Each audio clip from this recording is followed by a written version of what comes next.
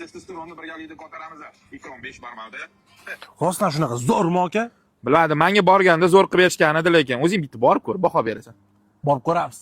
Testni o'tib qilish uchun salkam Qozog'iston chegarasiga qo'shni bo'lgan Ikrom 5 barmog'iga yetib keldi. Ba'zi kamchiliklari bor ekan. Uni videoni oxirigacha ko'rsanglar bilib olasiz. Ungacha sizlar videoga bitta like bosib qo'ying. Juda ham shinam o'to'li qilib qo'yishgan ekan. Biz ham узкий krugimiz bilan kelib shu o'to'liga joylashdik. Absolutga yomon emas. Etilgan salat, choy, nonlar vaqtida yetib keldi. Qazini bulyoniga ohanjamalarini solib simir gulumchiq 5 barmoq ham yetib keldi. Ikrom akani o'zlari ichlari bo'yicha qovurg'ali qazini birinchilardan bo'lib 5 barmoqga ulug' qo'yishni boshlagan ekan. Sizlar 5 barmoqni ko'rinishiga kommentariyada baho berguningizcha men mazasiga baho beraman. Yig'ilom yurgan sindoshlarga videoni jo'natib qo'yamiz.